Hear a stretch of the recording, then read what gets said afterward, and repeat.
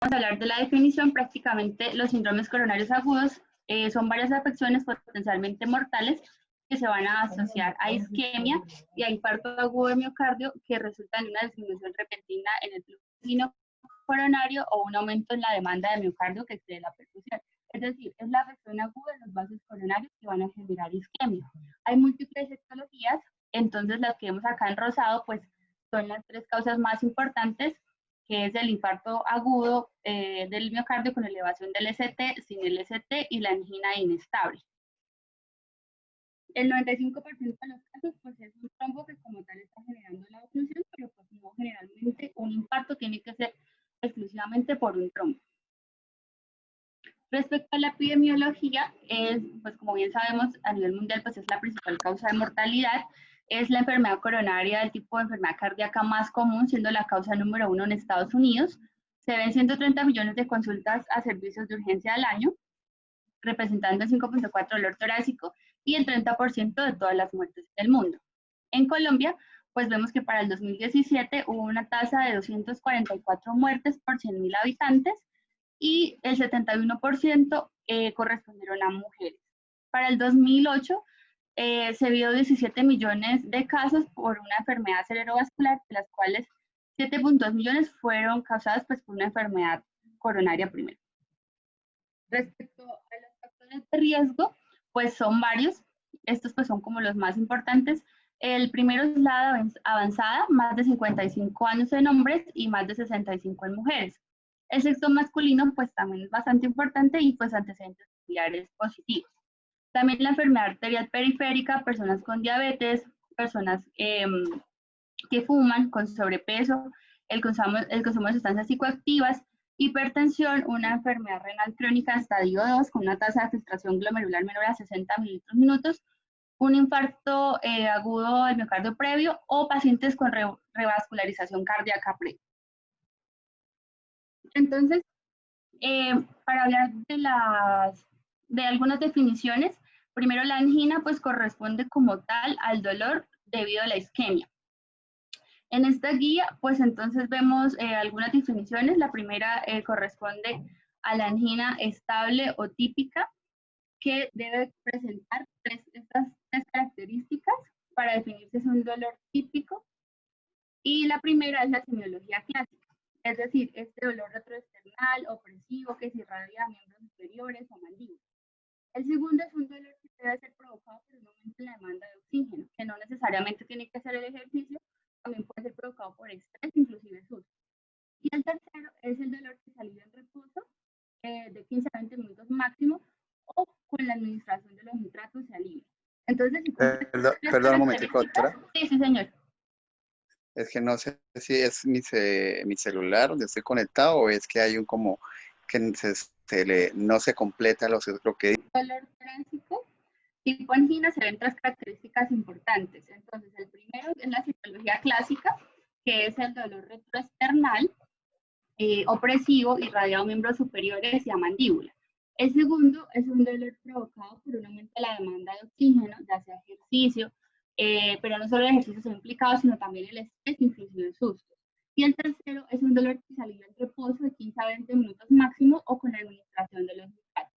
Entonces, si cumple esas tres características, es una angina típica o estable. La angina inestable o atípica, pues prácticamente es que no cumple. Clau, se te sigue escuchando mal. Las características importantes serán la semiología clásica, del dolor retroesternal opresivo, irradiado a miembros superiores o mandíbula. La segunda era el dolor provocado por un aumento de demanda de oxígeno, ya sea el ejercicio, pero también se asocia al estrés y a los sustos. El tercero es que el dolor se alivia en reposo de 15 a 20 minutos máximo o con la administración de los nitratos. Entonces, si teníamos esas tres características, cumplía los criterios para una angina típica o estable. La angina inestable la vamos a tocar ahorita, pero es importante saber pues, que no tiene todas estas características porque tenga 2 de 3. Y el dolor pues no es isquemia, sino que puede ser por alguna otra etiología.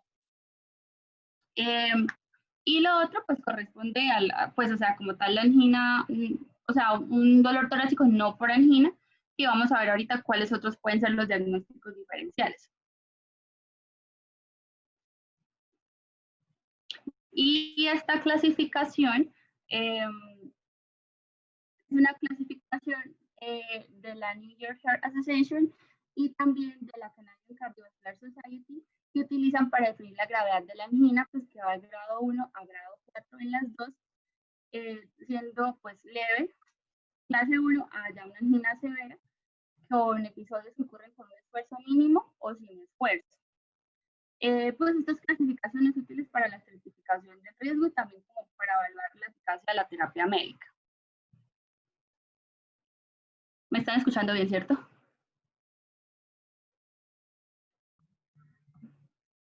¿Hola? Más o menos, o sea, como que... El diagnóstico diferencial del dolor torácico. Entonces, pues ahí como pueden ver, puede ser un dolor tipo pleurítico, puede ser un dolor que se ubique en abdomen medio o inferior. El paciente puede localizar con la punta de su dedo dónde está el dolor.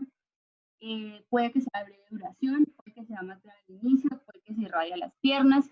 Entonces, pues vemos también, dependiendo de dónde se pueda localizar, se puede hacer pericárdico, neurógeno, muscular, esofágico o pulmonar.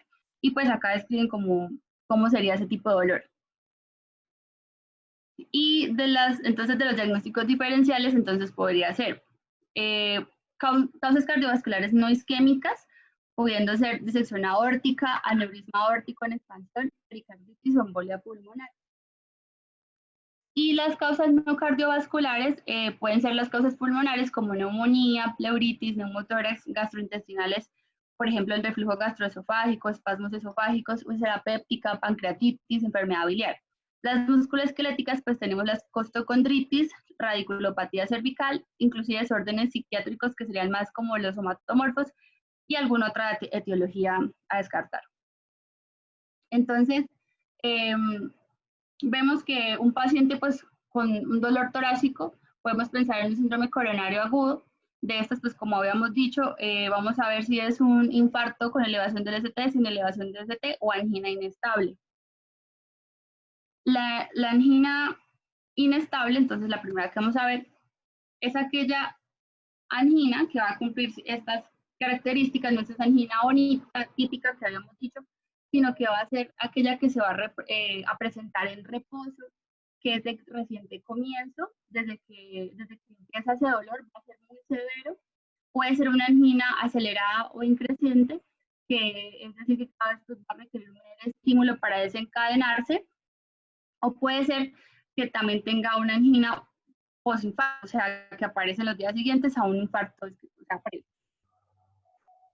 Entonces, teniendo en cuenta pues los pacientes o por las características de la angina inestable, lo que nosotros tenemos que ver acá también son los cambios electrocardiográficos. Acá pues es importante mencionar que puede haber alteración electrocardiográfica o puede que no, o puede que sean alteraciones muy transitorias. Y lo otro es que la parte bioquímica no se va a evidenciar, o sea, puede que no sea lo suficientemente grave para liberar cantidades detectables de troponinas, que ahorita pues vamos a avanzar en eso.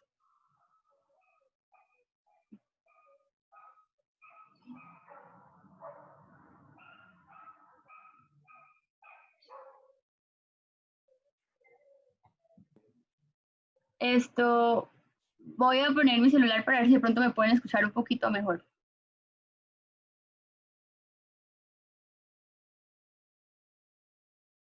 Entonces, acá entonces vamos a evaluar de la angina inestable, pues la calidad, la ubicación, las actividades procoactivas, los factores que alivian el dolor, es decir, hay que hacer una historia clínica muy detallada porque pueden haber algunos diagnósticos que se pueden enmascarar. Entonces, pues es importante preguntar pues, todo esto en la historia clínica, inclusive pues si el paciente hace consumo de sustancias psicoactivas o no. Como había dicho, entonces, pues va a ser un dolor tipo presión subesternal, puede que varíe en intensidad, pero puede que también vaya en aumento. Se puede irradiar a los brazos, no siempre el lado izquierdo, puede que se irradie a los dos brazos o bilateral, al cuello o a la mandíbula. También pueden haber otros síntomas como diaforesis, disnea, náuseas, fatiga o síncope. La frecuencia cardíaca se describe normal, pero puede cruzar con bradiotaquiarritmias. La presión arterial puede ser normal o elevada, ya que el paciente pues, va a presentar un dolor importante, y la frecuencia respiratoria va a estar dentro del rango normal. Este título de equivalentes anginosos son síntomas que se ven a la isquemia, pero no necesariamente son dolor. Entonces, pues vamos a ver que el paciente puede referenciar disnea, náuseas, fatiga, alteración del estado de conciencia, inclusive epigastralgia, que se asocia más a infartos inferovasales, es realmente debatido, y se presenta más que todo en pacientes ancianos, más de 75 años, las mujeres como tal, pacientes con diabetes, pacientes embarazadas y pacientes revascularizados. Entonces también hay que tener en cuenta estos síntomas. Bueno, entonces para hablar como tal del infarto de miocardio, entonces recordemos en la fisiopatología que va a haber una lesión endotelial, va a haber una ruptura, fisura o erosión de la placa aterosclerótica, exponiéndose a la superficie trombogénica de la placa. Después se activan la activación plaquetaria y la agregación plaquetaria. Las plaquetas van a liberar citoquinas proinflamatorias, mitogénicas, y al microambiente altera las propiedades también del endotelio. Va a haber una diapesis y una migración del músculo liso. Finalmente, pues se va a ver la formación de un trombo intraluminal, como se ve ahí en la imagen, ocasionando pues la pérdida de flujo miocárdico y embolización distal, es decir, una necrosis de miocardiocitos. Entonces acá pues prácticamente es una alteración del metabolismo, pasa a un metabolismo aerobio a uno anaerobio, ocurre estrés oxidativo, aumento de lactato y acidosis. Va a haber una alteración pues funcional porque se va a disminuir el ATP, o sea, no se van a construir como tal los miocardiocitos, y allí entonces empiezan a hibernar. Se habla del miocardio hibernante, que es las células se dejan de contraer para tratar de consumir menos oxígeno y no morirse. Después, cuando se logra una repercusión con un aporte de oxígeno, pues ya vuelve a ser un miocardiocito funcional. Acá pues también es importante mencionar que hay alteración eléctrica, se puede predisponer a arritmias, sobre todo la fibrilación auricular, y la zona de penumbra se va a recuperar poco a poco y pasa a ser un miocardio aturdido. Para hablar entonces de la definición de miocardio, perdón, de infarto de miocardio, se basó en la cuarta definición del Consenso Europeo del 2018, y lo que nos habla acá es de la injuria miocárdica, que corresponde al aumento o la disminución del biomarcador cardíaco, es decir, las troponinas que son de alta sensibilidad, con al menos un valor por encima del percentil 99. Y le asociamos alguno de los siguientes cambios. Es decir, si solamente fuese la definición de injuria miocárdica y no hay alteración de troponinas o el EKG o no se ve un trombo, pues puede ser por alguna otra causa, por ejemplo, trombosis o miocarditis o alguna otra cosa. Entonces nosotros debemos tener esa injuria miocárdica más síntomas clásicos de isquemia, que era lo que hablábamos de ese dolor retroesternal, opresivo, y también cambios en el EKG. En el EKG vamos a abordar ahorita más adelante, pero pues les menciono la alteración de la isquemia reciente que se ve con cambios en el ST, en la onda T, inclusive bloqueo de rama izquierda se asocia más que la derecha, y ondas Q patológicas que representen un infarto previo. A nivel de imagen, se van a ver imágenes sugestivas de isquemia. Entonces puede que un ecocardiograma nos muestre disinesia o aquinesia, o sea, que el corazón tiene alteración en su contractibilidad. O pueden hacérsele algunos otros estudios como resonancias, etcétera. Pero lo importante es que pues sea una imagen sugestiva de isquemia. Y lo otro es que usted puede evidenciar un trombo, ya sea en la angiografía, cuando al paciente le van a hacer una repercusión, o inclusive en la autopsia si el paciente pues se muere. Ahora vamos a hablar de los tipos de infartos, son 5. El primero corresponde al más común de todos. Acá lo que vemos es que se debe a una oclusión por un trombo en la circulación coronaria, y los criterios de infarto tipo 1 pues son los mismos que habíamos dicho ahorita, es decir, la injuria miocárdica, que corresponde a la elevación o la disminución de las troponinas en el percentil 99, asociado a los otros 5 criterios que vimos, incluyendo ahí los síntomas, el EKG y las imágenes. El infarto de miocardio tipo 2 no va a ser por oclusión, simplemente es por la necesidad de que el corazón necesita oxígeno y no se le está aportando ese oxígeno. Entonces acá lo que va a haber es un desbalance entre la demanda y el aporte de oxígeno, generando y desencadenando una isquemia debido a eso. Entonces podemos tener una placa muy grande, como vemos ahí en la primera imagen, una placa bastante grande que lo que está haciendo es ocluyendo la circulación. Puede haber un vasoespasmo, como en la angina de Prinzmetal, o un infarto también asociado al consumo de cocaína. Puede haber una disección coronaria o una alteración en la suplencia de oxígeno, por muchas causas. Puede ser un coranémico o una cardiomiopatía séptica, todo lo que haga que haya un desequilibrio entre aporte y demanda de oxígeno por sí mismo. Y los criterios de diagnóstico, pues como tal, son los mismos que el anterior, solo que eliminamos la evidencia del trombo porque pues acá no va a haber trombo. El infarto tipo 3, como tal, corresponde a la muerte súbita. O sea, acá lo vamos a diagnosticar ya cuando el paciente pues fallece porque no se le alcanzó a hacer su diagnóstico y no se le alcanzó a hacer nada prácticamente. Pero si uno estando en la autopsia, pues evidencia que ese corazón pasa de ser un infarto tipo 3 a un infarto tipo 1, porque el tipo 1 pues es el que tiene el trombo. El tipo 4 se divide en 4A, 4B y 4C. El 4A se relaciona con la angioplasia percutánea. Entonces, en este caso, bueno, la angioplasia percutánea es prácticamente cuando se infla un balón en la coronaria. Y se pueden tener dos escenarios: que el paciente no tenga alteración de las troponinas, o puede que el paciente ya las tenga alteradas de base. Entonces, en las dos, la troponina va a estar aumentada 5 veces el límite superior normal al percentil 99 del laboratorio que tengamos de referencia.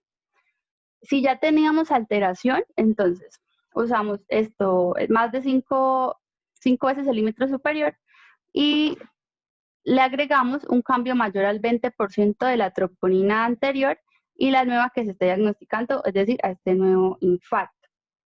La 4B y la 4C se relaciona con trombosis del stent, la 4B, y la 4C restenosis del stent.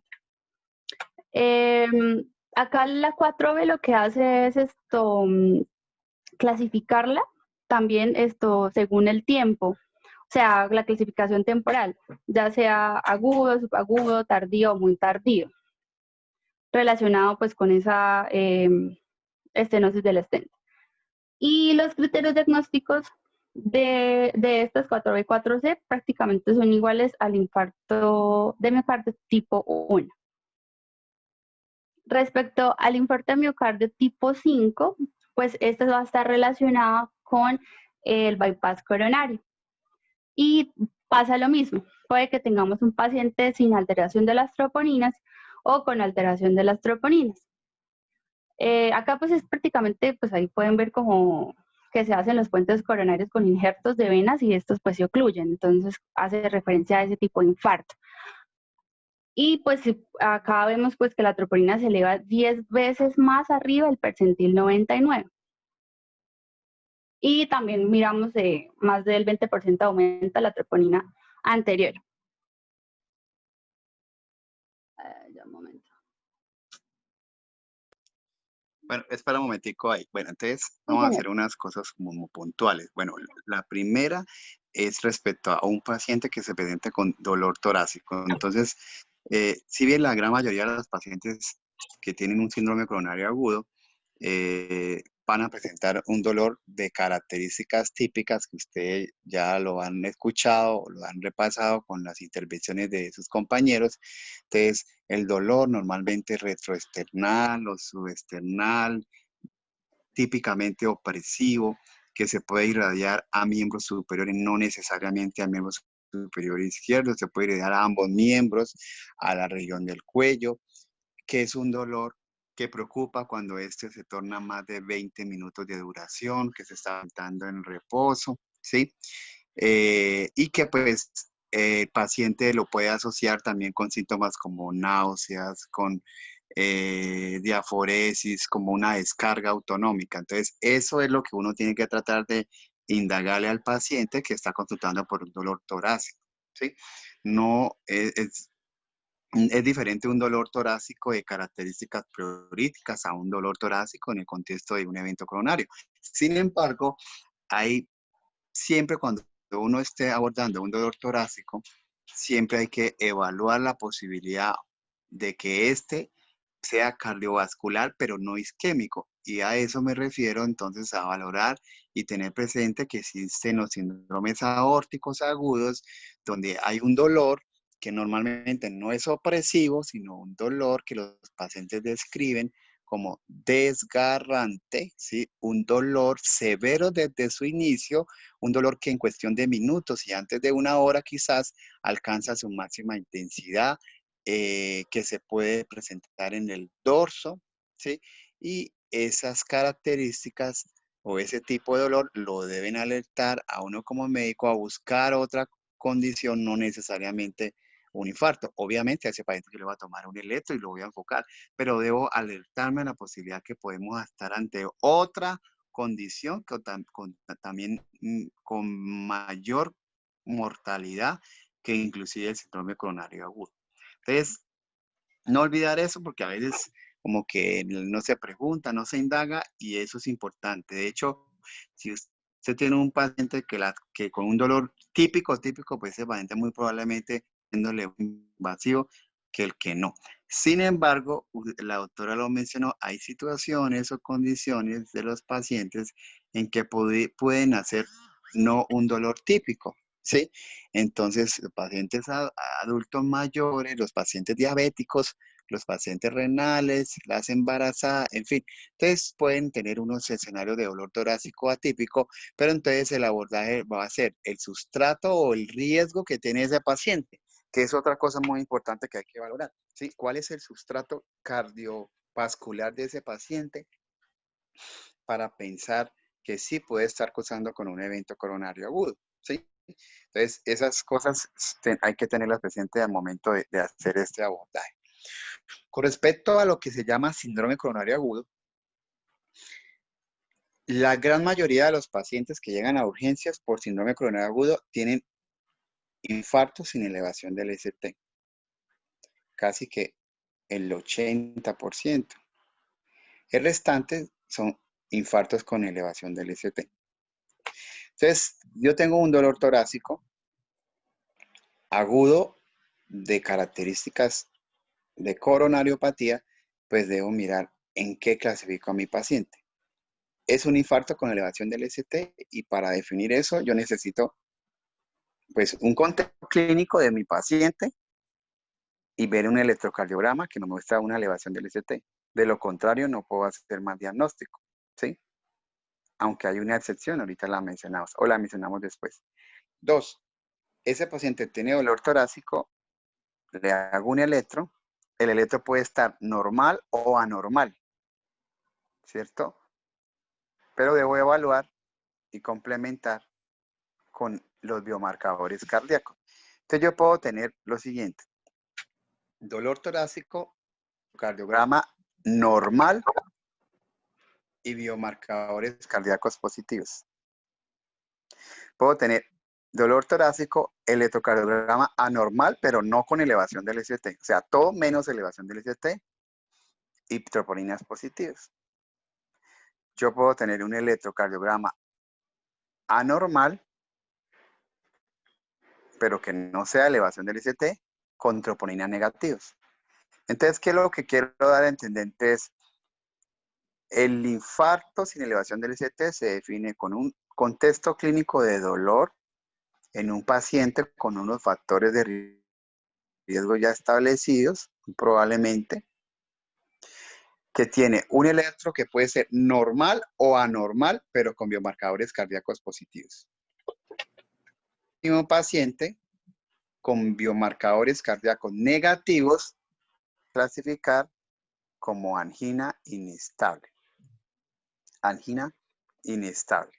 Entonces, ese es como el enfoque que uno le hace normalmente a los pacientes. Respecto a los biomarcadores, hay que conocer qué biomarcador existe, qué biomarcador tiene la institución y cuáles son los puntos de corte. Normalmente, pues tenemos las troponinas, que son las más frecuentes que utilizamos, y tienen unos puntos de corte. Para el escenario del hospital, tenemos un biomarcador que si es más de 100 es positivo y es positivo, no habría que hacerle, ¿sí? Pero hay un rango de 2 a 100 que se considera como una zona intermedia y que su interpretación depende si hace algo que se llama delta. Entonces, el delta se refiere pues que el control que yo le haga a ese biomarcador, evaluar si hay un incremento. Normalmente es un incremento. Entonces, si ese incremento se logra a más o menos del 20% con respecto al valor inicial, se interpretaría como positiva, o sea, como un delta positivo. ¿Sí? Por decir algo, si yo tengo troponina inicial de 10 y al control me da 30, pues eso ya se pasó el 20%, ya sería positiva siempre y cuando estemos en un contexto clínico, porque eso es lo otro importante, o sea, que es el contexto. No es porque pedí una troponina entonces y la volví a pedir y salió 10 y ahora le voy a pedir otra. Y entonces un infarto, no, hay que analizar es el contexto, por qué vino el paciente, ¿sí? Pero si es más de 100 se considera ya positiva y en teoría no necesitaría un control, porque ya por encima de 100 ya es diagnóstico de enfermedad coronaria, la que utilizamos en el hospital. Entonces hay que conocer como esos puntos o esos percentiles de ese laboratorio en la institución en la que estemos para poder interpretar todas esas consideraciones que estamos ahí. De esa manera de conclusión, infarto con elevación del ST, necesitamos que haya una elevación del ST.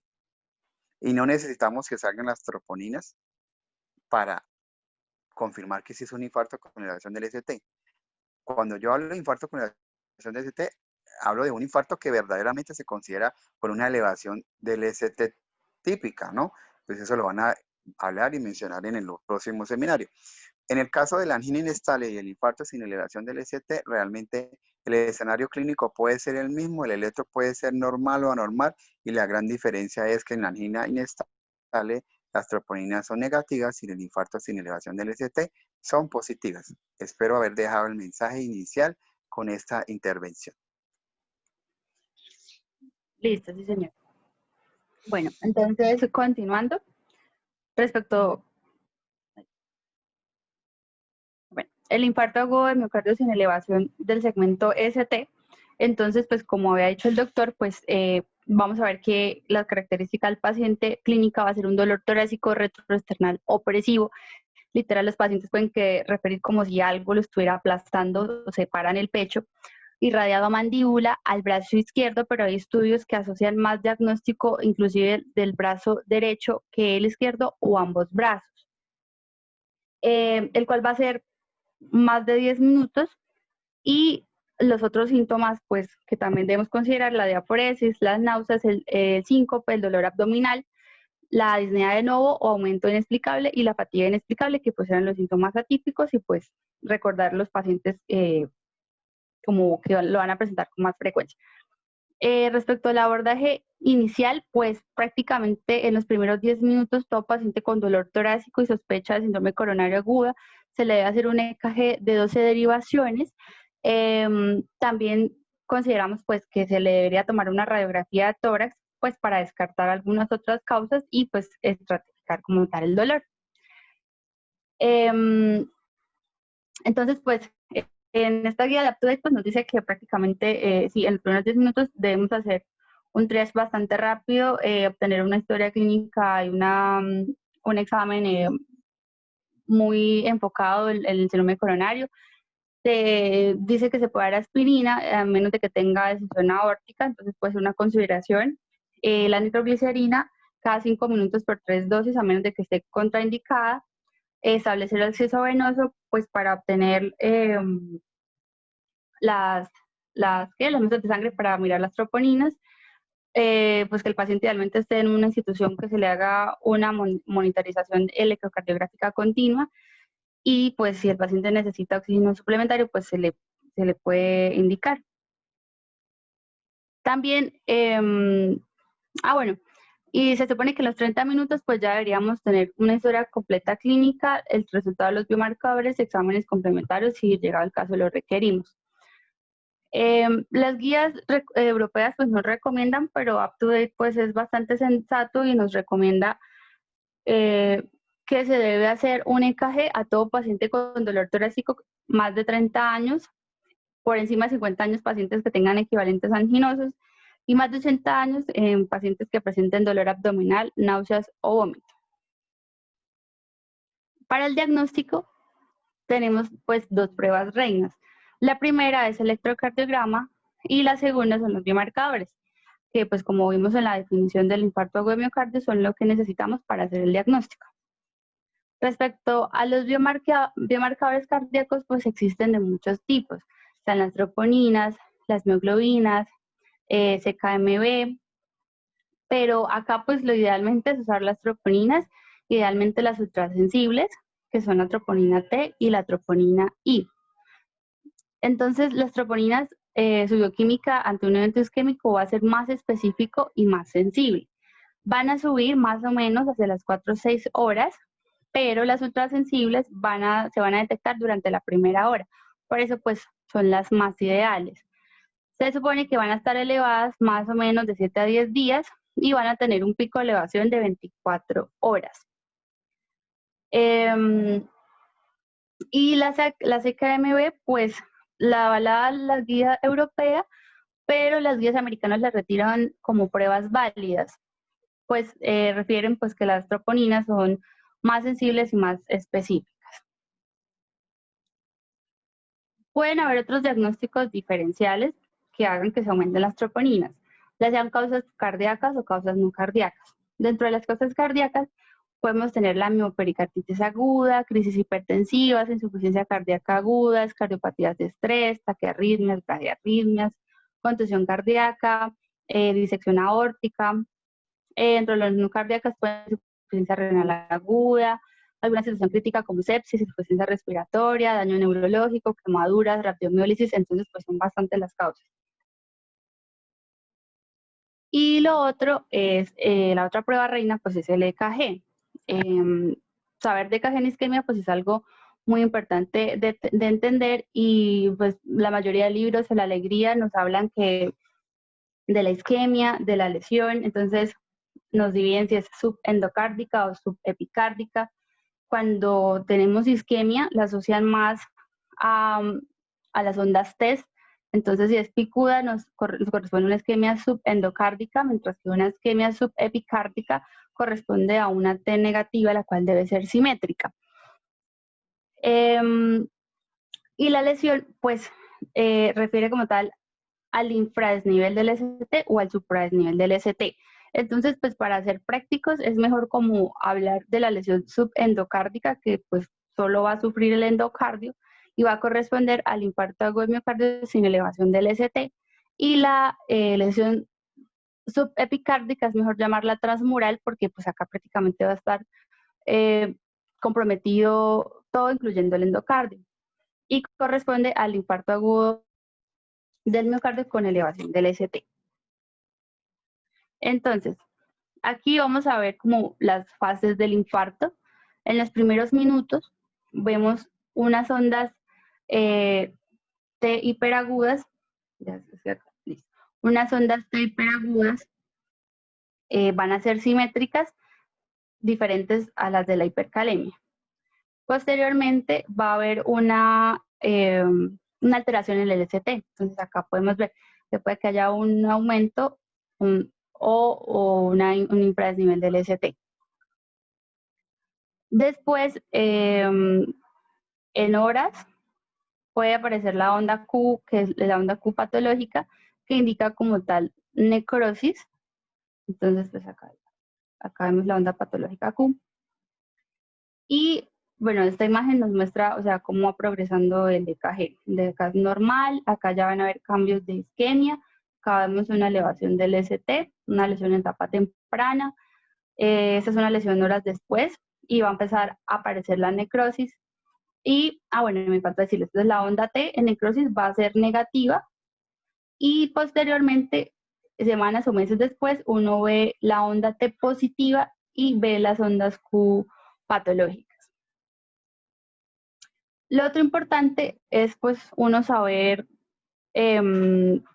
las caras, es decir, las caras cardíacas, o sea, la cara inferior, la cara anterior, la cara lateral y el septum. Entonces nosotros vemos que B1 y B2 corresponde al septum, D2, D3 y ABF es la cara inferior, B3 y B4 es la cara anterior, B5, B6 cara lateral, B6, D1 y ABL es la cara lateral alta. ¿Por qué es importante? Porque uno va a hablar de infarto significativo cuando tiene alteración en dos derivaciones contiguas. Es decir, si yo tengo un infarto de cara inferior, si solo tuviese ABF alterada, pues no es significativa, así como yo tuviera D1 y D2 alterada. ¿Sí? O sea, que no sea aislada, sino tener por lo menos dos derivaciones contiguas.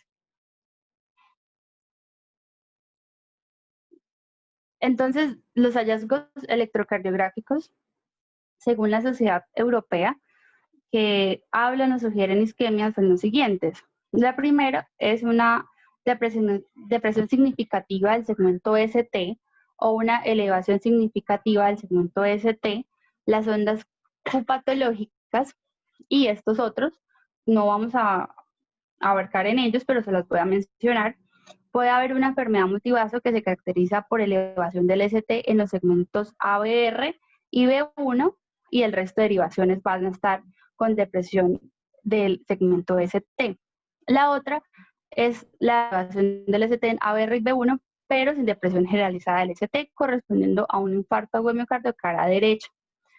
Y la depresión aislada en ST en B1 y B3, que corresponde al infarto agudo de miocardio cara inferobasal. Entonces acá vamos a ver como algunas características más importantes, un poco más detalladas, que nos van a hablar como de los cambios sugestivos. Entonces, respecto a la elevación del ST, vamos a ver que va a ser mayor a 1 milímetro, o sea, 1 milivolto en cualquier derivación, a excepción de B2 y B3, porque en B2 y B3 ocurre un patrón de repolarización juvenil, o sea, las personas jóvenes en B2 y B3, esta repolarización va a ser más agresivamente eléctrica, o sea, va a ser un ST un poco más elevado. Entonces, en B2 y B3 vemos que ahí clasificamos por sexo y por edad. Entonces, si es mujer, pues como tal no importa la edad, la idea es que la elevación sea mayor a 1.5 milivoltios, y si es en hombre, se mira la edad, si es menor o mayor de 40 años. Si es menor de 40 años, se va a ver más de 2.5 milímetros, y si es mayor de 40 años, pues más de 2 milímetros. Respecto a la depresión del ST, pues vamos a ver que es más de 0.5 milímetros en cualquier derivación, y también se asocia a la inversión de la onda T más de 1 milímetro con una relación del RS más a 1 y una inversión de estas ondas de manera simétrica. Respecto a la Q patológica, pues como ven hay varias características en las diferentes derivaciones, que es un poco más, corresponde más como a los cardiólogos, es un poco más específico, pero para un abordaje más rápido, nosotros miramos si esa Q es más del 20% de la R que le sigue a esa onda Q. Entonces, es como lo que nos guiamos. Entonces, para no perdernos, acá tenemos varios ejemplos. El primero, pues como pueden ver, hay una inversión significativa del ST, cada cuadrito es 1 milímetro, acá ya vemos 1, 2, 3, acá ya va siendo, se ve significativamente la depresión del ST más de 0,5. El otro corresponde, como pueden ver acá, hay una elevación del ST más de 2.5, basándonos en esta la línea isoeléctrica, contamos acá 1, 2, más de 2.5, y en la tercera, pues, ahí pueden ver que no hay ondas R, pero pues se pueden evidenciar las ondas Q de manera patológica, y pues si tuviésemos un electro con las R, ahí podemos comparar si es más del 20%. O si no, pues se pueden usar los criterios anteriores que son más específicos. Este es un ejemplo. Entonces, retomando pues lo que dice el doctor, nos llega un paciente con un dolor torácico y vamos a tomarle el EKG y las troponinas. Las troponinas que salgan positivas, encima del percentil 99, pues miramos nuestro laboratorio de referencia. En este caso, por ejemplo, 18 están elevados y corresponde a una injuria del miocardio. Si hay alteración en el EKG más esta injuria, hablamos de un infarto. Pero ahorita vamos al EKG. Lo otro es que tengamos unas troponinas elevadas que corresponden al segundo caso, no por encima del P99, pero están elevadas. Entonces acá lo que tenemos que hacer es una toma seriada que es igual a la curva de las troponinas, es decir, como para nosotros poder compararlas. Y lo otro es si nos salen negativas, pero así nos salgan negativas, también tenemos que hacer esa toma seriada. Es decir, las tomas seriadas es la famosa curva de las troponinas, pero pues igual nosotros tenemos que comparar esos dos valores. Y si la diferencia es más del 20% inicial o disminución del 20%, se habla de una injuria miocárdica. Ahora, si vemos en este EKG, pues ahí vemos en las derivaciones D2, D3 y ABF que hay un supradesnivel del ST. Y guiándonos pues con las caras cardíacas nos correspondería a un infarto de cara inferior. Entonces ya vemos, si tenemos las troponinas elevadas y un hallazgo de EKG sugestivo y parte de ST, ya ahí está nuestro. Y esto pues también es importante cuando tenemos un infarto inferobasal. ¿Por qué? Porque usualmente cuando nosotros vemos un infradesnivel, hay que ver que no tengamos una imagen en espejo, o sea, literal es como ponerle un espejo a la cara del corazón y ver la derivación en espejo. Entonces, si uno, por ejemplo, tiene, en el anterior, tenemos supradesniveles, acá en D2, Ahí se ve, o sea. Sí, y un infra en ABL o en acá B2, B3, o sea, es lo contrario, sería en espejo. O sea, la cara inferior son estas tres y B2, B1, B2 es septal, B3, B4 es cara anterior. Entonces acá podemos ver que hay una imagen en espejo. Entonces, por eso, en este ejemplo, y bueno, acá entonces traigo a colación que si tenemos un infra y un supra, lo patológico va a ser el supradesnivel. Entonces, si tenemos un infradesnivel en las caras anteriores del corazón, nosotros tenemos que preguntarnos si de pronto hay un supra, o sea, imagen en espejo de la cara basal e inferior del corazón que nosotros normalmente no medimos. O sea, en las derivaciones, para ver la cara basal e inferior del corazón, tenemos que hacer B7, B8 y B9, que son las que están en las imágenes, de las posteriores.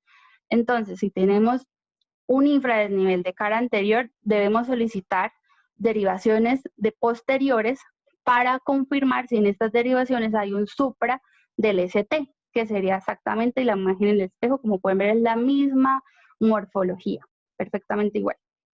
Doctor, no sé si iba a decir algún comentario. Qué pena lo interrumpí. No, tranquila, no, pero ya lo aclaraste con el electro inicial, que quería que vieran eso. O sea, siempre, es decir, si coincide la presencia de supra e infra, lo patológico es el supra. Es lo patológico.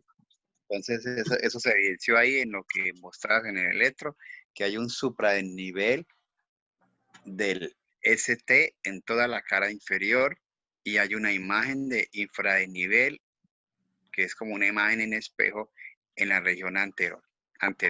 ¿Listo? Listo, doctor. Entonces, a continuación, pues va a seguir mi compañero. Listo. Bueno, entonces ahora vamos a hablar como tal de la estratificación del riesgo. Entonces, pues para esto, de forma histórica se han utilizado pues básicamente dos escalas, que son la escala TIMI y la escala de Grace. Sin embargo, pues en las últimas actualizaciones de la guía, la escala TIMI pues ha venido como en desuso y lo que más se utiliza pues actualmente es la escala Grace. Sin embargo, pues igual vamos a hablar de la TIMI. Entonces básicamente las dos escalas sirven para hablar de pronóstico, es decir, la mortalidad de los pacientes. La escala TIMI habla a 14 días y la escala de Grace habla a 6 meses y 1 año. Ahorita vamos a hablar un poquito más de eso. Bueno, entonces comenzamos por la escala TIMI. básicamente va a tener 7 parámetros, que va a ser el primero, edad mayor o igual a 65 años, el segundo, 3 o más factores de riesgo cardiovascular tradicionales, el tercero, uso de ACE en los 7 días previos, el cuarto, antecedentes de estenosis coronaria mayor o igual al 50%, el quinto, desviación del segmento ST en electrocardiograma inicial, el sexto, 2 o más episodios de angina en las 24 horas previas al ingreso, y el séptimo, elevación de biomarcadores, es decir, de las troponinas.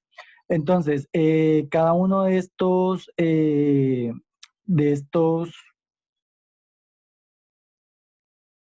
factores nos va a dar un punto. Y entonces lo que vamos a hacer es sumar, y esa suma de estos puntajes nos va a dar el riesgo de muerte en estos pacientes a 14 días. Entonces vamos a clasificar este riesgo en bajo, intermedio y alto, siendo el bajo los pacientes con un TIMI de 0 a 2, el intermedio de los pacientes con un TIMI de 3 a 4 y el alto los pacientes con un TIMI de 5 a 7. Y pues ahí en la imagen pueden ver qué porcentaje de mortalidad tienen los pacientes dependiendo de su puntaje TIMI. Pero pues lo que les digo, el TIMI ya ha estado en desuso, sobre todo pues en las guías más actuales. Entonces lo que se tiene ahora más en cuenta en la escala Grace, que el TIMI sirve para predecir mortalidad. Y pues la escala Grace tiene algo más de parámetros paraclínicos, y también la escala Kimball para falla cardíaca, que ahorita pues la vamos a hablar también de eso.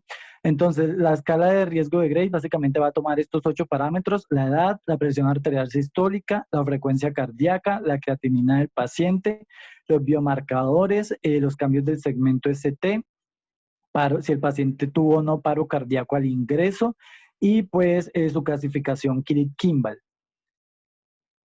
Entonces, a la izquierda lo que pueden ver pues es una gráfica como tal de todos los parámetros de los cuales estamos hablando, y pues vamos a ver que dependiendo de los parámetros va a haber como tal unos puntos que se le otorgan a cada rango de cada parámetro.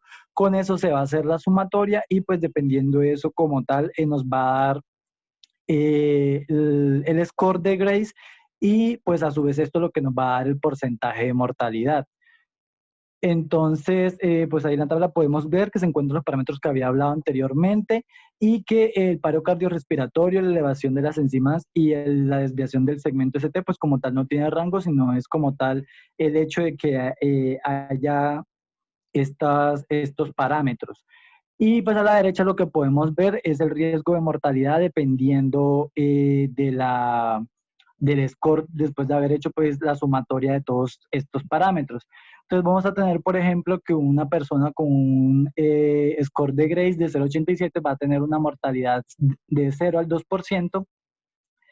Y, por ejemplo, también un paciente con un Grace de 200 a 207 pues va a tener una mortalidad del 70%. Y pues esta mortalidad básicamente va a ser intrahospitalaria y a los 6 meses. Aquí hay como unos rangos un poco más claros. Entonces, un Grace bajo se considera por debajo de 108, un intermedio de 109 a 140 y un alto mayor de 140.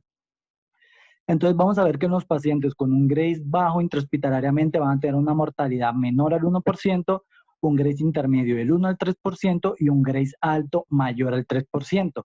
Mientras que a los 6 meses los pacientes con un Grace bajo van a tener menos de 3%, un Grace intermedio de 3 a 8% y un Grace alto mayor a 8%. Hay una escala también que se encuentra en internet que se llama Grace 2.0, que es una calculadora que incluye algunos otros parámetros, y esta calculadora nos da mortalidad también a 1 año. Pero pues se basa como muy similar a la Grace normal.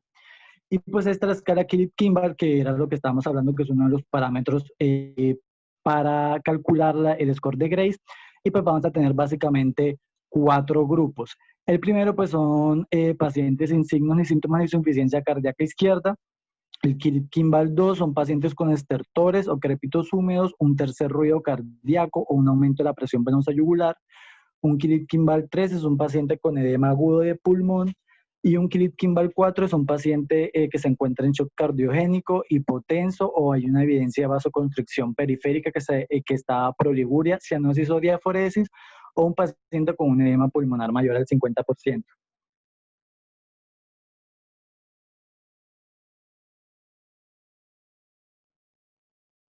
Listo. Bueno, entonces vamos a hablar como tal ahora ya de la estratificación del riesgo y como tal de,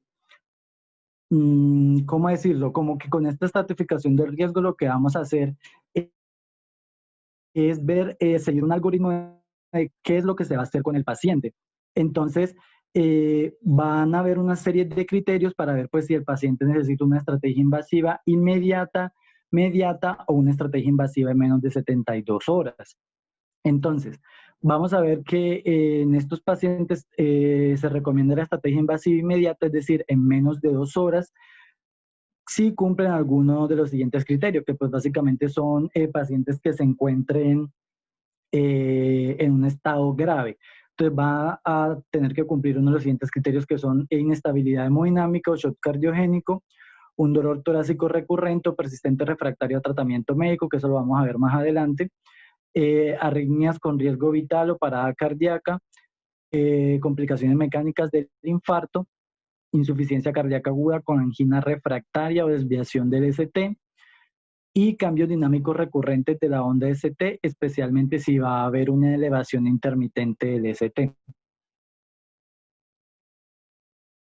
La estrategia invasiva temprana, es decir, aquella que es de menor de 24 horas, se va a recomendar para pacientes que tengan uno de estos criterios que son altos. Bueno, los anteriores son muy altos, que en este caso son elevación o descenso de troponinas cardíacas compatible con un infarto agudo de miocardio, cambios dinámicos de la onda ST o T, y una puntuación alta de Grace, es decir, de la escala de Grace, es decir, más de 140. Y se recomienda una estrategia invasiva en menos de 72 horas a pacientes con uno de los siguientes criterios, que son criterios de riesgo intermedio o moderado, que son pacientes con diabetes mellitus, una insuficiencia renal con una tasa de filtración glomerular menor de 60, una FeI menor del 40% o una insuficiencia cardíaca congestiva, una angina precoz tras un infarto, una intervención coronaria reciente, menos de 6 meses,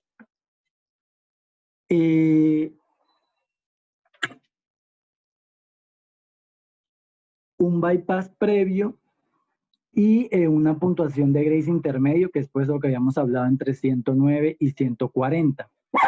O síntomas recurrentes de...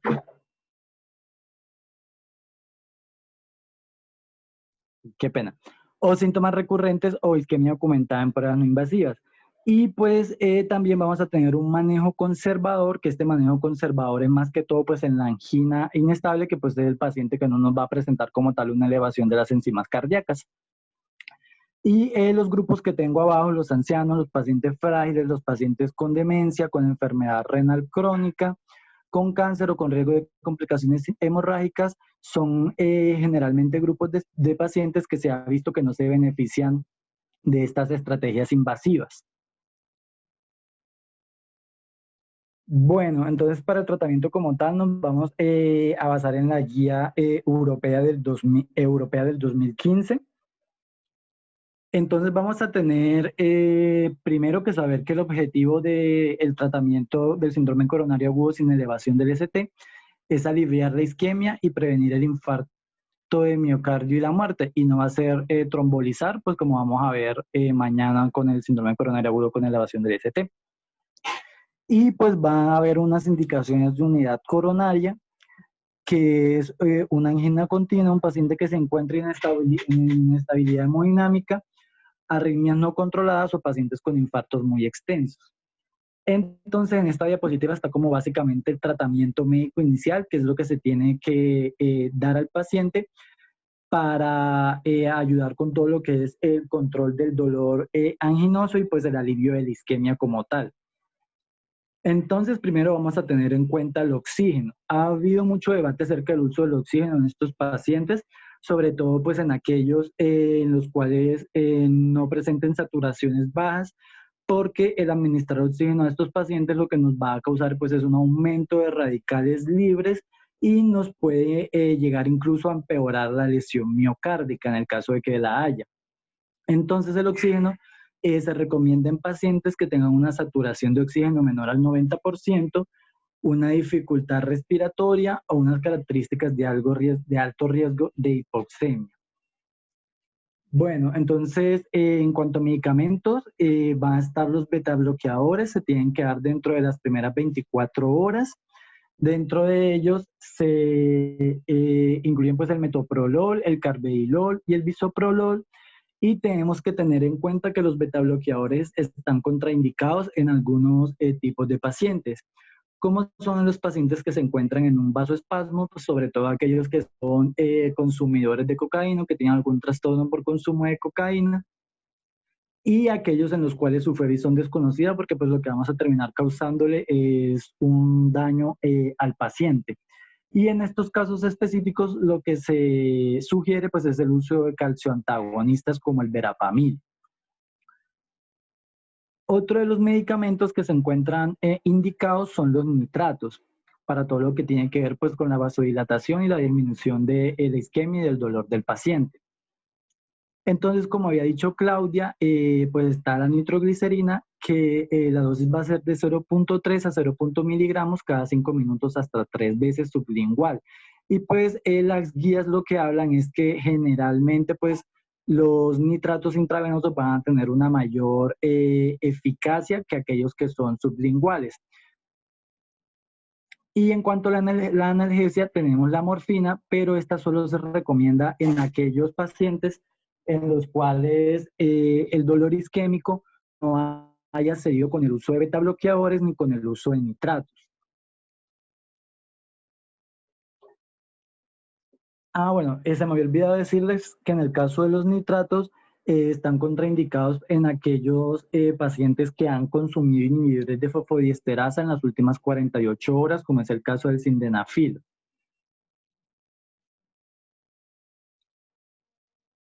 Bueno, entonces por aquí está básicamente el resumen de lo que les acabé de hablar, el uso de betabloqueadores para pacientes con los síntomas isquémicos, perdón, si no están las contraindicaciones que les había hablado anteriormente, que se puede usar, se puede continuar de forma crónica con el uso de betabloqueadores en los pacientes, excepto si el paciente tiene un ClipKimball mayor o igual a 3, el tratamiento oral o intravenoso de los nitratos, pues para aliviar como tal lo que son los síntomas anginosos, y que en aquellos pacientes con angina vasoespástica sospechada o confirmada, pues es lo que les había hablado, que no se usa como tal ya los betabloqueadores, sino los bloqueadores de canales de calcio como el verapamilo y los nitratos. Bueno, diferente a todo esto, vamos a comenzar a hablar ya lo que es la terapia antiplaquetaria y antiagregante. Pero pues quise poner esto antes, que es lo del manejo del colesterol, que básicamente en algunas guías pasadas se hablaba pues el inicio de estatinas de alta intensidad, como puede ser la rosuvastatina o la atorvastatina. Sin embargo, esto es como en las últimas guías como que ya lo han dejado de lado y como que no tienden a hablar mucho del uso de estos medicamentos. Bueno, entonces como tal vamos a hablar de la antiagregación y la anticoagulación en estos pacientes. Entonces vamos a comenzar con la terapia antiagregante. Aquí básicamente pues vamos a tener dos grupos de medicamentos, que son pues el ASA y los inhibidores de la P2Y12, que son pues el prasugrel, el clopidogrel y el ticagrelol. Bueno, entonces vamos a tener con el ASA, se debe iniciar con una dosis oral de carga de 150 y se va a dar una dosis de mantenimiento de 75 a 100 miligramos día.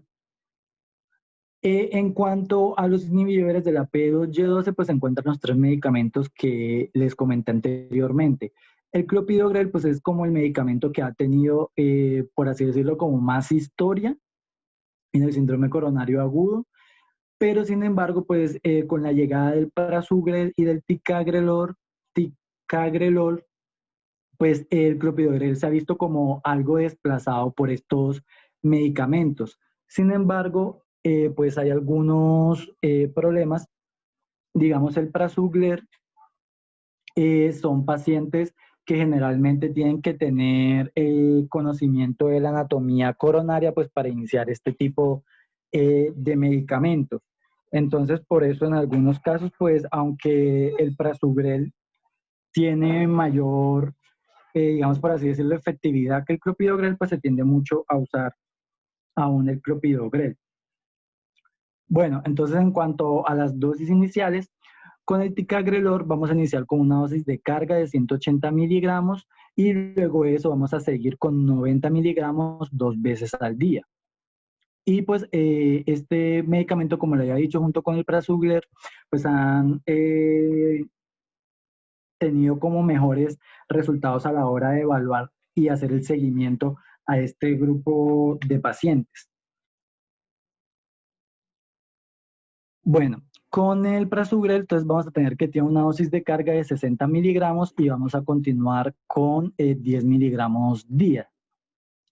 Y con el Clopidogrel vamos a tener una dosis de carga de 300 a 600 miligramos y vamos a continuar con 75 miligramos día. Y pues como le decía, este ya ha dejado de ser usado y se prefiere los dos anteriores. Y cabe resaltar pues tanto que el Prasugrel como el ticagrelor tienden a tener mayor riesgo de hemorragias que el Clopidogrel. Bueno, está este otro grupo de pacientes que son los inhibidores de la glucoproteína 2B3A, que también han caído en desuso, sobre todo pues, en las últimas guías. Generalmente se utilizan como terapias de rescate dentro de lo que es como tal pues ya la terapia.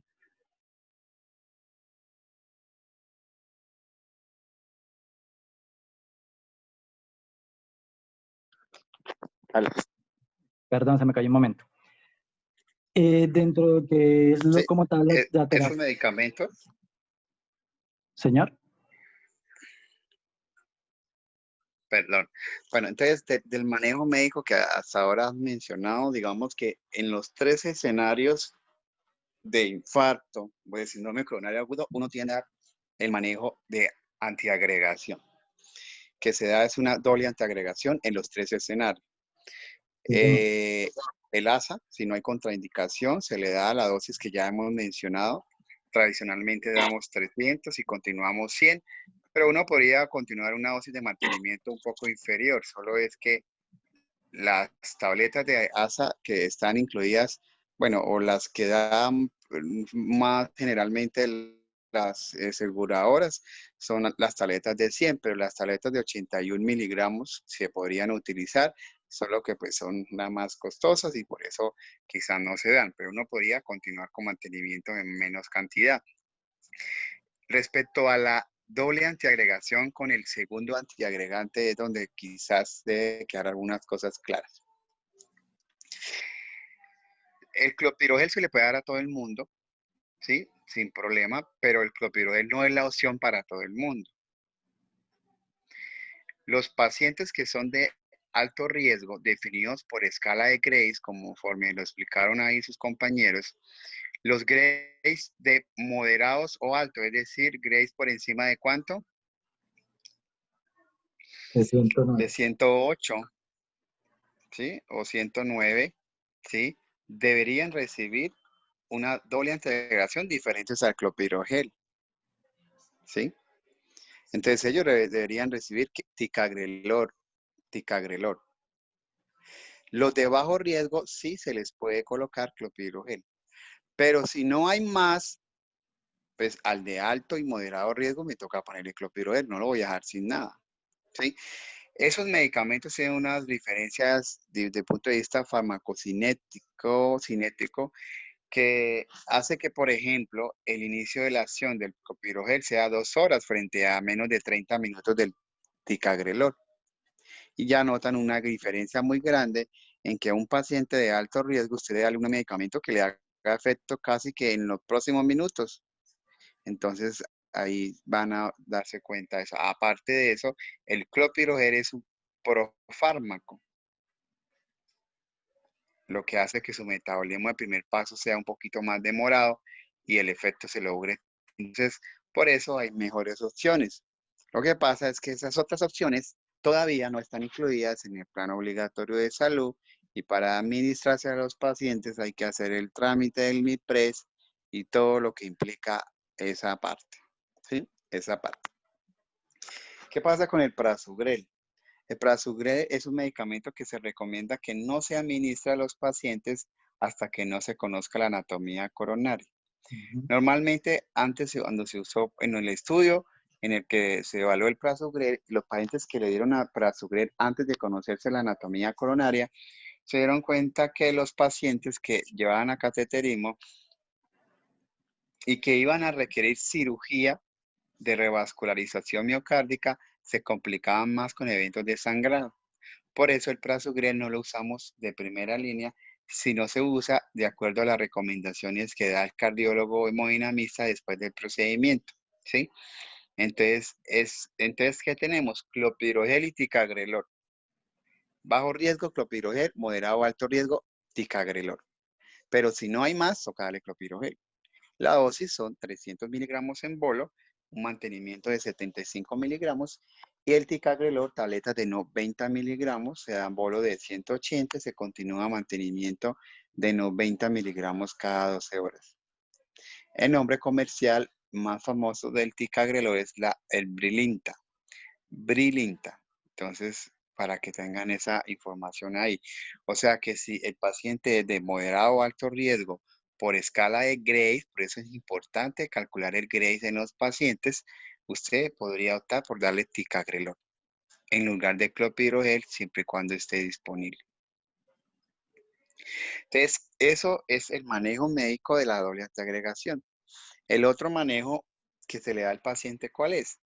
Entonces, se recomienda que en las primeras 24 horas de evento coronario agudo usted debe administrar un IECA o un ARA2 o un beta bloqueador también.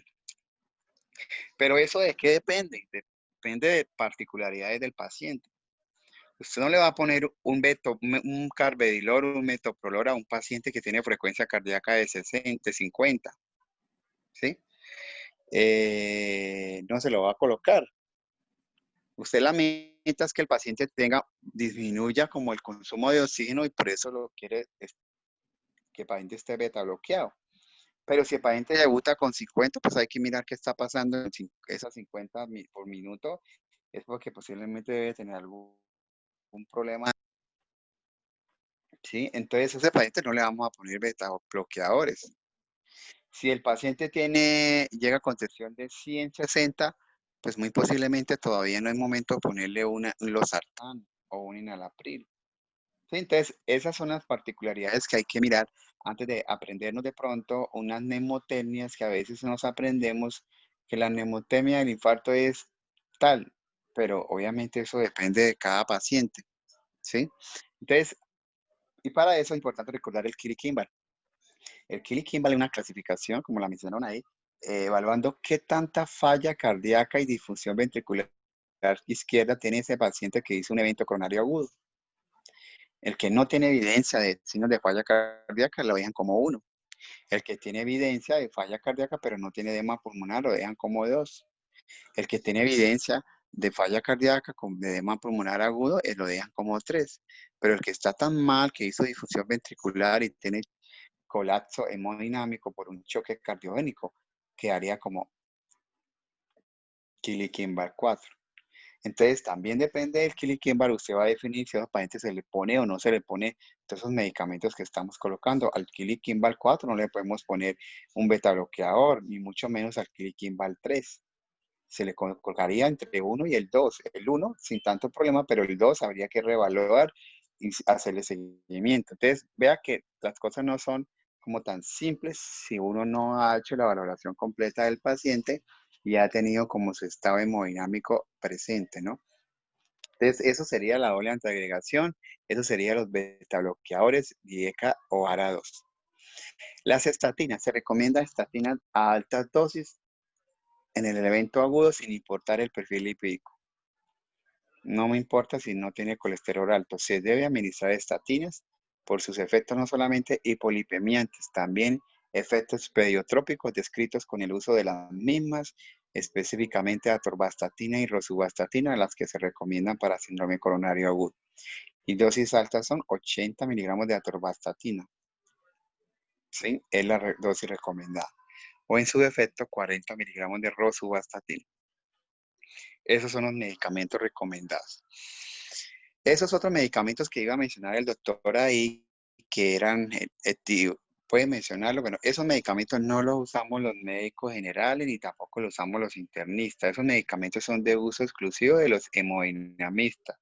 Esos medicamentos están indicados de acuerdo a la carga trombótica que el hemodinamista observe cuando está haciendo el procedimiento. Luego, pues, esos medicamentos hay que conocerlos, que existen, que utilizan, pero la indicación y el manejo lo hace el hemodinamista. No a todos se les va a poner. Entonces, digamos que pues no nos compliquemos con esto, pero sí saber que existen y que es una terapia que pueden recibir los pacientes. Normalmente es un tratamiento que se le da por una infusión de unas horas después del procedimiento. Todo paciente con un evento coronario agudo debe estar en una UCI. En una UCI que sería una UCI coronaria. No debería estar volando por ahí en urgencias, ¿sí? De pronto los que han tenido más experiencia han hecho prácticas más en otros tiempos, pre-pandemia, se han dado cuenta que los pacientes coronarios quedaban ahí en urgencias esperando y esperando y como que se le quitaba la importancia del problema del paciente. Pero eso está mal hecho y ya, pues esos pacientes deben estar en una UCI intermedia que sea una UCI coronaria. Recuerde, el paciente infartado le puede generar a cualquier momento un evento de arritmia, una arritmia que es potencialmente fatal. Por eso requieren un monitoreo. Entonces, el paciente coronario es cambiante. Hoy lo vimos en la ronda bien, en la tarde está en choque, por ejemplo. Entonces, ese paciente debe estar en monitoreo continuo. ¿Listo? Entonces, ese manejo que estamos hablando aplica de forma general para todos los 3 escenarios del síndrome coronario agudo. Nos faltaría entonces otro que sería la anticoagulación. No sé si el doctor va a continuar ahí. Sí, doc, ya voy a pasar a eso. Perfecto. Bueno, entonces eso fue lo que dijo ya el doctor. Básicamente esto no es manejo de nosotros y se hace como tal es intraterapia. Esto es básicamente pues un resumen y lo de la duración de 12 meses de la terapia dual, que eso pues lo vamos a ver en un resumen al final. Y, bueno, los inhibidores de la PY, que igual pues el doctor P2Y12, que igual pues el doctor ya había hablado, pues básicamente que la diferencia es que el ticagrelor es reversible, a diferencia del clopidogrel y el prasugrel, y que pues el prasugrel y el ticagrelor pues tienden a tener una acción más rápida y pues también la duración de la acción, la finalización de la acción pues también es más rápida. Y pues ya de eso, el resto el doctor ya lo había comentado. Bueno, entonces en cuanto a la terapia anticoagulante, pues básicamente vamos a tener 3 medicamentos, que es la heparina no fraccionada, el fondaparinox y la enoxaparina. Entonces vamos a tener que en estos pacientes se recomienda la anticoagulación al momento del diagnóstico, pues acorde a los riesgos tanto isquémicos como hemorrágicos propios de cada paciente.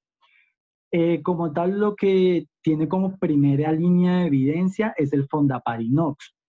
Entonces, con el fondaparinox, pues vamos a comenzar 2.5 miligramos vía subcutáneo y pues como les decía, pues es el que tiene el perfil más favorable de eficacia y seguridad, independientemente de la estrategia del manejo.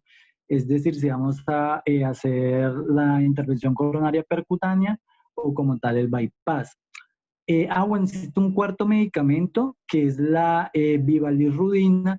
Sin embargo, pues en las últimas guías está venido como tal en desuso y es como la última opción de todos los medicamentos para terapia anticoagulante.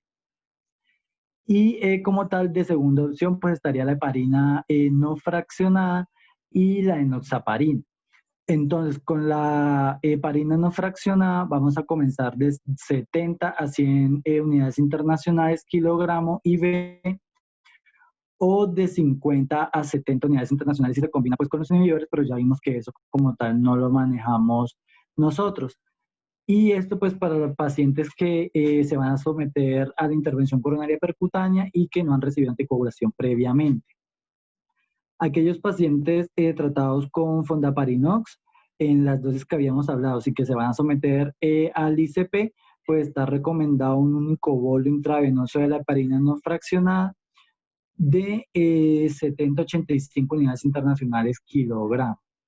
Como tal, la enoxaparina que les comentaba que es la segunda opción junto con la heparina no fraccionada, se va a dar 1 miligramo kilogramo 2 veces al día, a menos que haya falla renal, que eso lo vamos a hablar ahorita que se disminuye a solo 1 vez al día esta dosis. Se debe considerar pues el uso de la enoxaparina para ICP pues en pacientes que anteriormente fueron tratados con la misma enoxaparina. Y pues también tenemos que tener en cuenta que se debe considerar la interrupción de la anticoagulación durante la ICP. Entonces acá está como tal pues las dosis con las que vamos a comenzar y si tienen que haber ajustes si el paciente pues nos está presentando una falla renal estadio 4 y estadio 5. Entonces vamos a tener lo que les había comentado, el fondaparinux, que es lo que se recomienda, es la terapia anticoagulante recomendada, entonces lo que había dicho anteriormente, los 2.5 miligramos 1 vez al día, pero tenemos que tener cuidado si el paciente pues, nos va a presentar como tal una tasa de filtración glomerular menor a 20.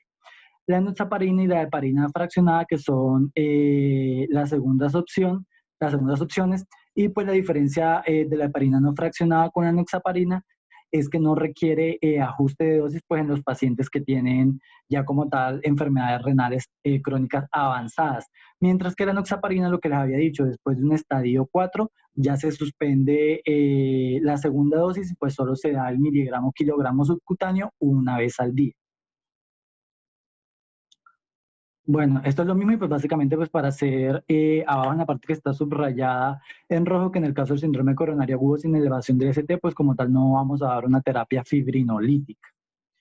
Y esto es lo que les estaba comentando de la terapia de 12 meses. Entonces lo que estábamos hablando anteriormente de la doble antiagregación con el ASA y con los inhibidores, pues vamos a dar el manejo hasta por 12 meses. Sin embargo, pues en las últimas guías ha habido como una discusión acerca de la duración de estos tratamientos. Entonces, hay algunos pacientes como pacientes con fibrilación auricular que como tal se benefician de un tratamiento un poco más prolongado y por el contrario, pues hay otros pacientes que tienen alto riesgo hemorrágico y que en general pues se podría dar un tratamiento de doble antiagregación de una duración un poco menor a 12 meses.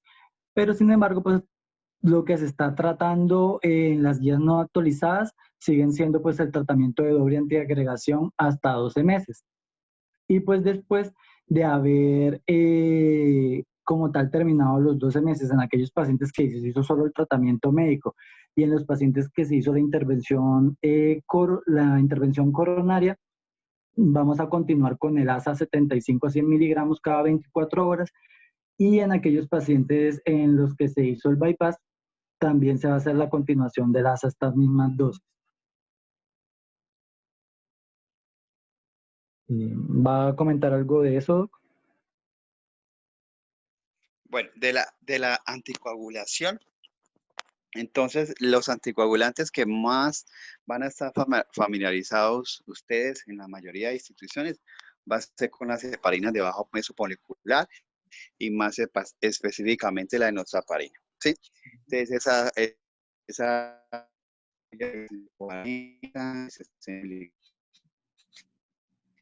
coagular un paciente se considera en un cada 12 horas. ¿Cuándo se ajusta? Se recomienda que los pacientes mayores de 75 años, recuerde que nosotros le estamos colocando a un paciente aspirina, un segundo antiagregante y le vamos a poner una droga anticoagulante. Le estamos dando triple terapia a un paciente y eso potencialmente es una bomba para que un paciente sangre. Entonces, la recomendación es que los mayores de 75 años, que son los que tienden a presentar más complicaciones, se les haga un ajuste de la dosis y se les coloque 0,75 unidades por kilo cada 12 horas. 0,75 unidades por kilo cada 12 horas. Esto aplica para el paciente con síndrome coronario agudo. No quiere decir que si usted tiene un abuelo de 78 años que tiene una fibrilación auricular o un tromboembolismo pulmonar, haya que anticoagularlo con dosis de 0,75 cada 12. No, estoy hablando solo del síndrome coronario agudo. ¿Listo? La otra indicación que hay que hacer el ajuste es cuando la tasa de filtración glomerular está por debajo de 30. En realidad, esos pacientes renales deberían ser anticoagulados con heparinas no fraccionadas o heparinas sódicas, ¿sí? Solo que esas heparinas requieren también un seguimiento, una vigilancia estricta, y por eso a veces no las usamos frecuentemente. Entonces optamos por darle la dosis ajustada de la heparina de bajo peso molecular, que es darle la mitad de la dosis, es decir, 1 miligramo por kilo día. 1 miligramo por kilo día al que tiene tasa de filtración glomerular menor de 30. Y eso sería dosis de anticoagulación ajustada a dosis renal. Entonces, esas son las particularidades que hay que tener para el uso del anticoagulante que más van a estar familiarizados ustedes en el medio donde se van a desenvolver. ¿Listo?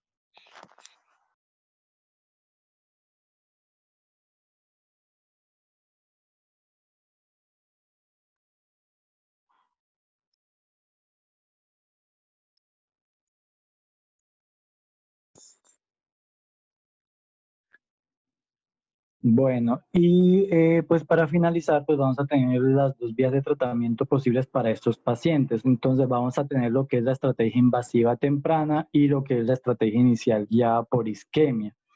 Entonces la estrategia invasiva temprana, pues básicamente son aquellos pacientes que vienen más graves, por así decirlo, y que necesitan una intervención rápida. Y pues estos se hace la clasificación pues para realizar de una vez pues la angiografía coronaria a los pacientes.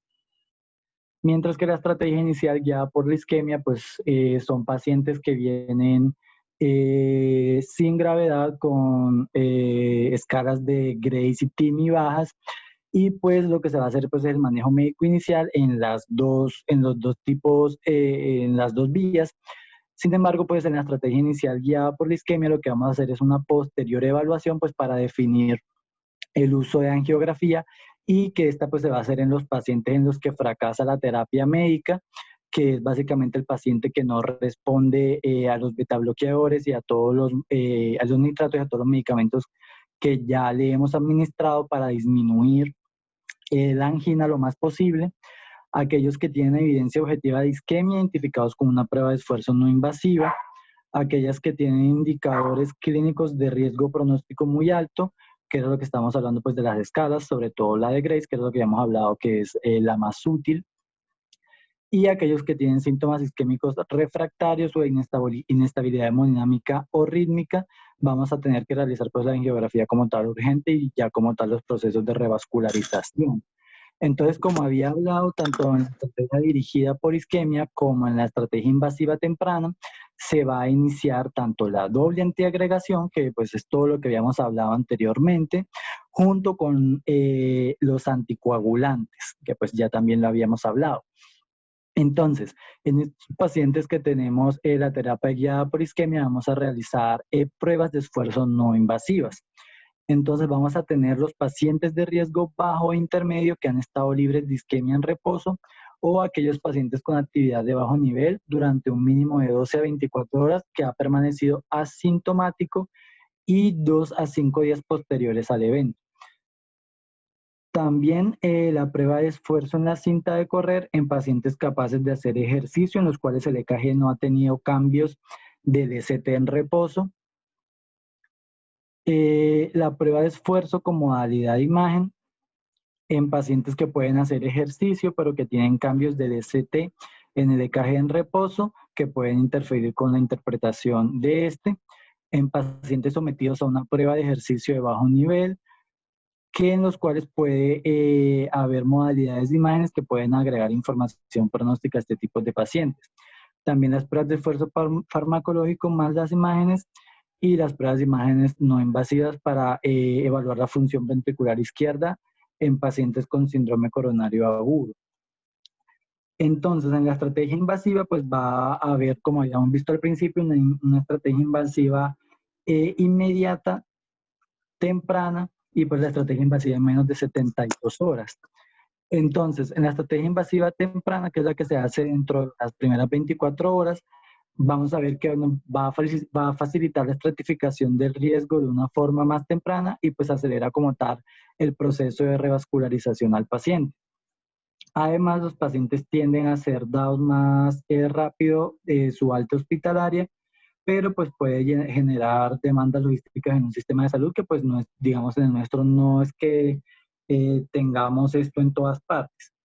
Y pues las estrategias invasivas tardías entre 25 y 72 horas posteriores al evento, que se basan pues en lo que es una revascularización que puede llegar a ser más segura debido pues a que la placa ateromatosa ya está un poco más estabilizada con todo lo que, con todo el tratamiento antitrombótico que le hemos iniciado al paciente y pues todas las medidas antiisquémicas. Y pues básicamente esto es como un resumen de los criterios iniciales que habíamos hablado para la estrategia invasiva inmediata, para la estrategia temprana y para la estrategia en menos de 72 horas. Entonces, pues como tal no lo voy a repetir porque son básicamente los mismos criterios. Y esto es como un resumen de lo que vamos a hacer con los pacientes en general. Entonces, pues es un paciente que nos va a llegar con la aparición de los síntomas. Vamos a tener el primer contacto médico, todo lo que ya habló Claudia, de la toma del EKG, de la toma de las muestras pues para los biomarcadores. Y como tal, pues dependiendo de todos los criterios que habíamos hablado anteriormente, de si es una escala de Grace alta, de si es un paciente que ya viene con enfermedades de base, si es un paciente que llega con inestabilidad hemodinámica, pues se va a definir todo lo que es la terapia invasiva, si va a ser como tal inmediata, precoz o menor a 72 horas. Y ya.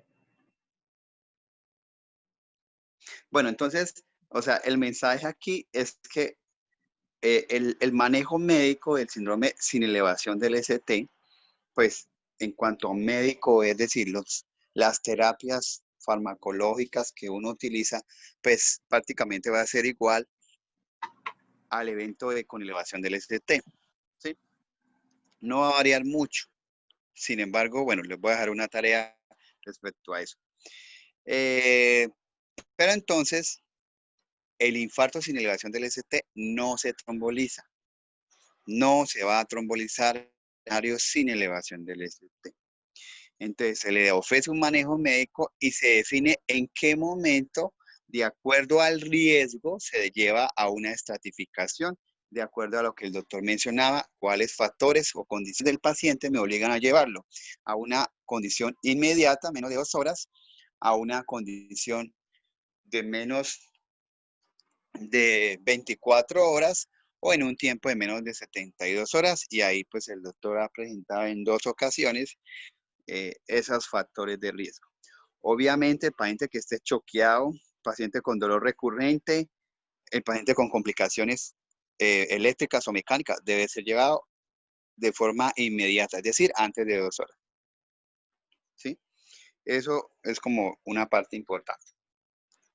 Lo otro, que todo paciente con un evento coronario agudo debe tener sus escalas de clasificación. O sea, ese GRADE no es por adornar el diagnóstico, sino que también le da información útil de la gravedad de la situación del paciente y de las intervenciones que yo debo realizar al paciente. ¿Sí? Esa sería la situación. Respecto a si esa terapia de doble antiagregación es crónica, es por tiempo, eso lo va a definir los hallazgos. Entonces, si usted lleva al paciente a arteriografía, usted tiene 3 opciones. Arteriografía normal, coronarias sanas. Arteriografía con enfermedad susceptible de angioplastia. O arteriografía con enfermedad coronaria no susceptible de angioplastia y que requiere cirugía de revascularización. Aquel que requiere angioplastia y le colocan stent, la recomendación es que ese paciente deba recibir doble antiagregación por mínimo 1 año. doble antiagregación por mínimo 1 año. Es decir, durante 1 año el paciente debe recibir el ASA con el ticagrelor o el ASA con el prasugrel o el ASA con el clopidogrel. Y eso es lo que hay que evaluar y vigilar, porque si el paciente no se le explica bien, se va y al mes dejó de tomar los medicamentos y a los 40 días consulta por nuevamente dolor torácico. Y hay que mirar si entonces tiene un infarto tipo 4, de los que mencionaba la doctora, relacionados con estenosis o trombosis del esteno. ¿Sí? Entonces, eso es lo que ustedes deben evaluar. De pronto ustedes salen, van al rural, le llega al paciente y deben revisar la historia. Bueno, ¿qué fue lo que le hicieron? ¿Le pusieron angioplastia o le hicieron qué? Porque hay que evaluar la continuidad de eso. ¿Sí? Entonces, eso es como el otro mensaje. Entonces, revise si este año hubo alguna revisión en cuanto a las guías de manejo y hubo algunos cambios o consideraciones con respecto a darle doble antiagregación a los pacientes con síndrome coronario agudo sin elevación del ST. Van a revisar y me van a contar, porque por supuesto se hicieron unas recomendaciones. Al parecer, a todos no hay que darle doble antiagregación, entonces, para que por favor revisemos eso y actualicemos eso. ¿Listo? Listo. Ya no sé si hay alguna pregunta.